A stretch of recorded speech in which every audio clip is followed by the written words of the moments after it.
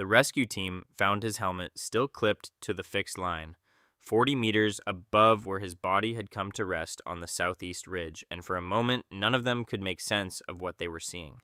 A single frayed rope, flagged as damaged 8 days before the climb and never replaced, had snapped under load with enough force to end Marcus Holt's life in under a second at 8,190 meters above sea level. How does a $64,000 expedition come down to an $80 rope replacement that a company simply chose not to make?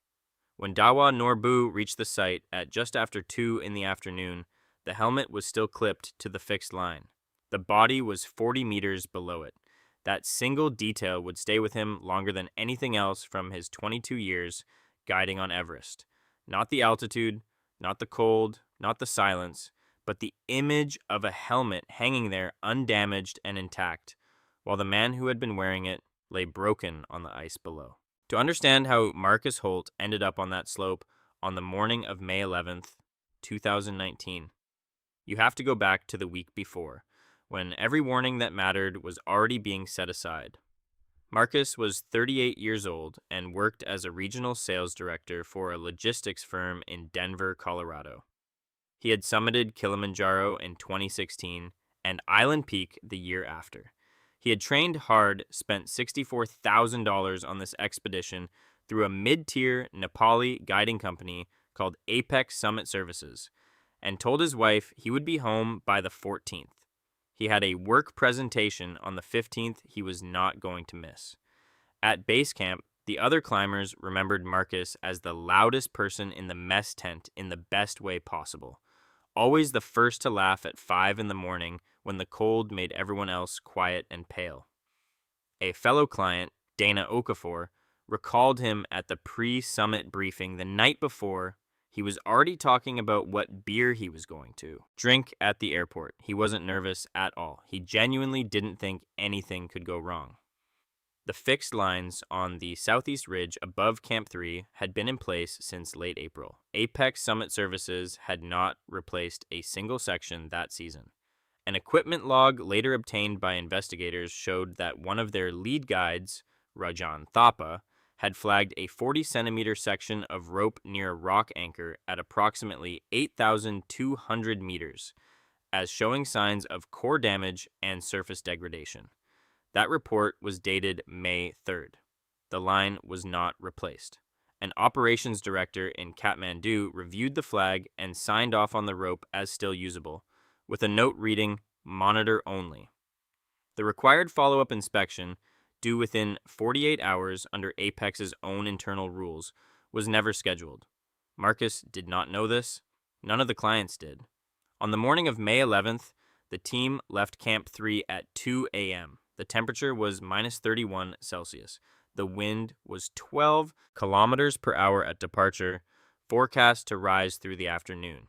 Their lead guide had set a hard turnaround time of 11 a.m. at the briefing the night before. Marcus had nodded, then leaned over to Dana and said quietly that the guides always said 11, and everyone always made it fine.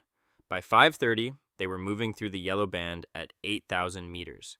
The air at that elevation holds roughly a third of the oxygen found at sea level. Every step costs something the body cannot replace. Marcus was pushing ahead of his rope team, pulling away from his assigned Sherpa, who called after him twice. Marcus waved a hand back without turning. Footage from another climber's chest camera, reviewed later by investigators, shows Marcus at 8,190 meters clipping onto the old fixed line and leaning his full weight against it to rest. His Sherpa is visible in the background, closing the gap at speed. He was 30 meters away when the rope gave out. The sound reached Dawa before the movement did, a single sharp crack, like something struck hard with a metal bar, bouncing off the ice face and rolling down toward Camp 3 below.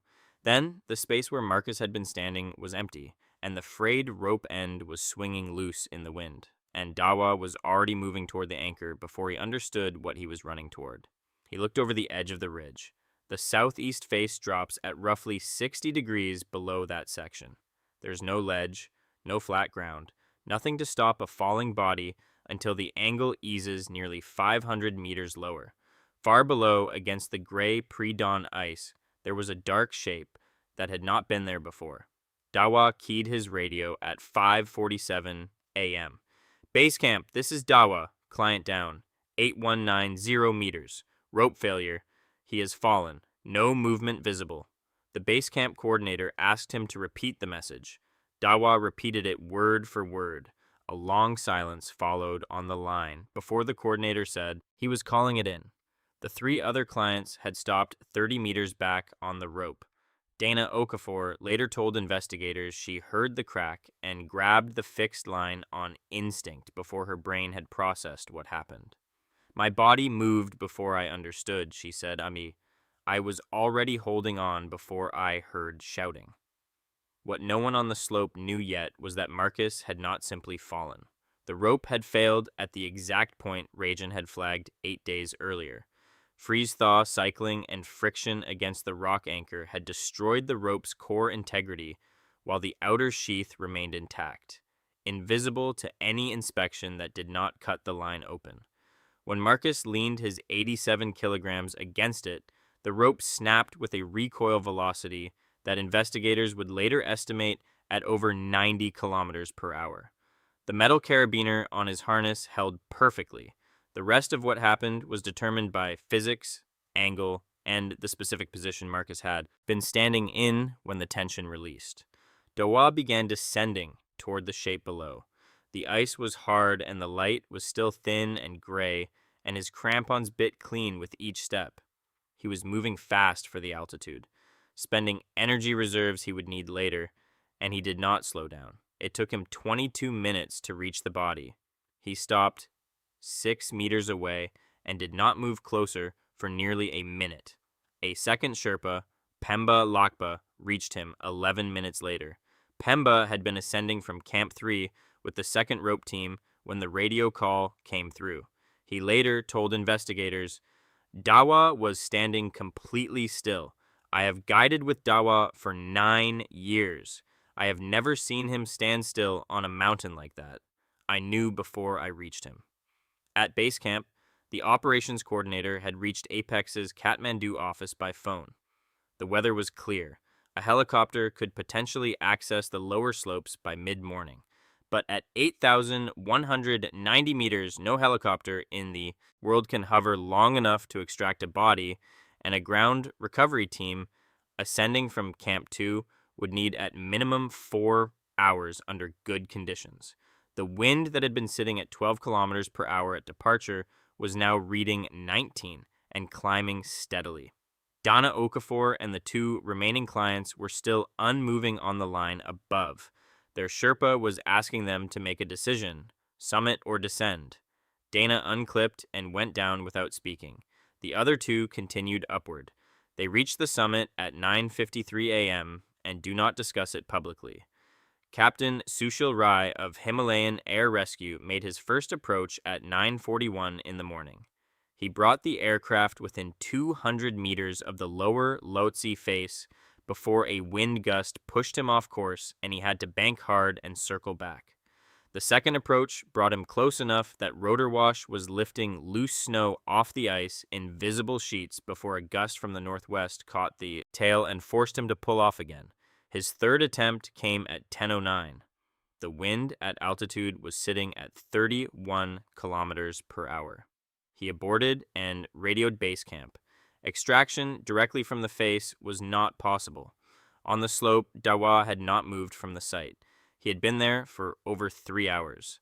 Pemba had descended to Camp 3 to retrieve an emergency bag with warming supplies, spare radio batteries, and additional anchor rope, and had returned at 9:15.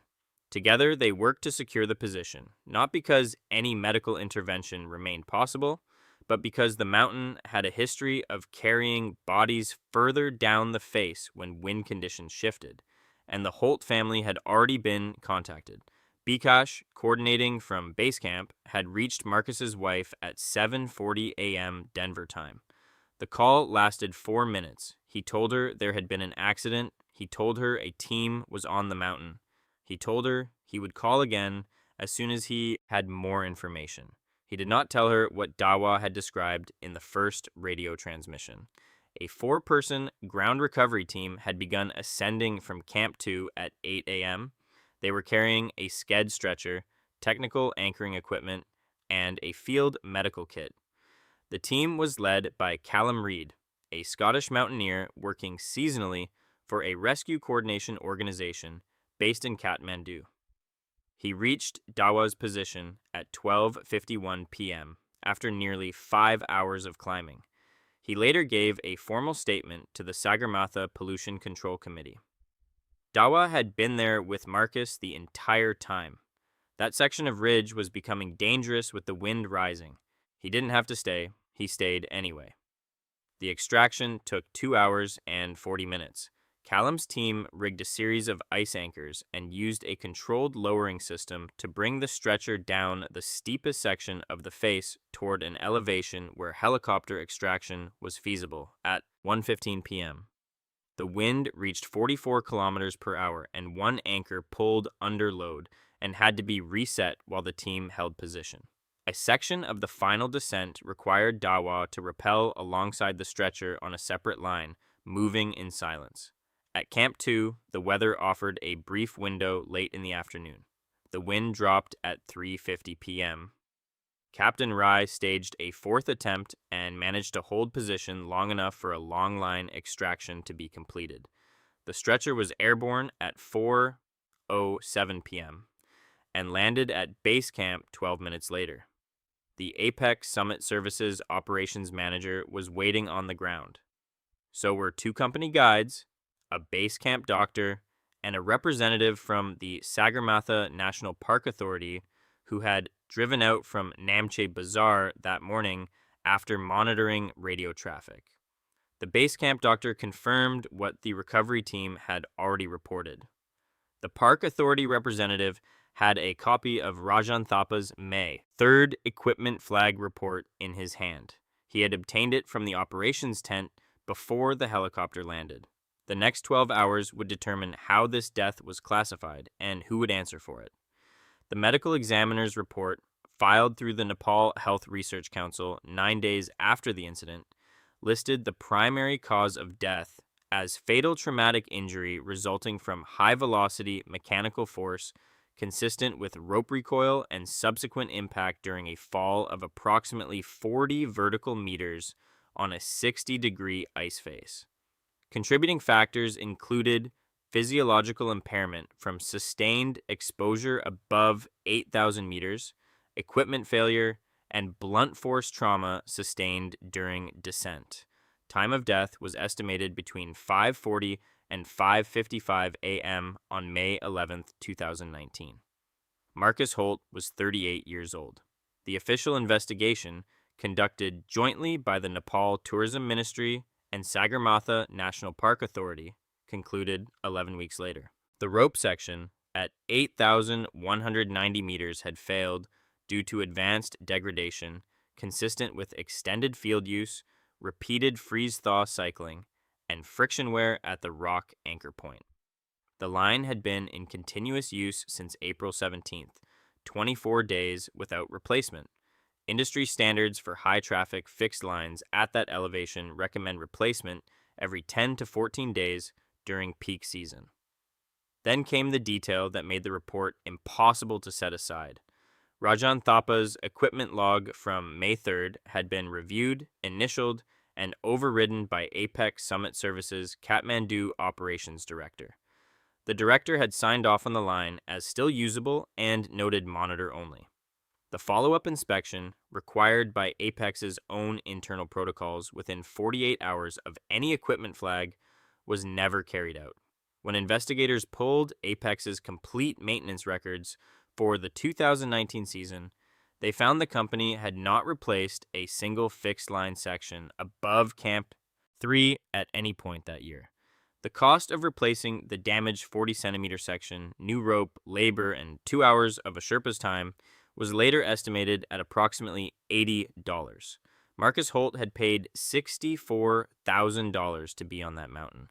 The company had decided the $80 was not worth spending. The investigation classified the death as a preventable fatality resulting from systemic negligence and deviation from established safety protocols. Apex Summit Services had their guiding license suspended for 2 seasons. The operations director was referred for criminal negligence review, though no charges were filed.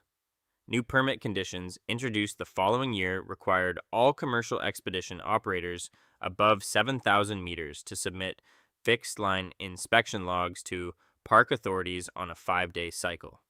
The case was entered into the Himalayan database under reference HDB-2019-047, bringing Everest's confirmed death toll at that time to 311. Callum Reed said in a later interview, "The mountain didn't kill Marcus Holt. A piece of paper killed him. Someone read a flag report, picked up a pen, and decided it wasn't worth the trouble. That's what killed him." Dawa Norbu did not guide again that season. He returned the following spring and replaced every fixed line section in his assigned zone himself before a single client ever left base camp. He paid for the rope out of his own wages. Everest has now claimed over 300 lives since 1953. 1 in every 60 climbers who attempts the mountain does not come home. This mirrors the systemic failures seen in the 1996 disaster, where guides ignored turnaround times under commercial pressure, and echoes the 2008 K2 tragedy, where 11 climbers died in part because critical safety equipment was trusted when it should have been replaced. In each case, the mountain was not the deciding factor. A human decision was.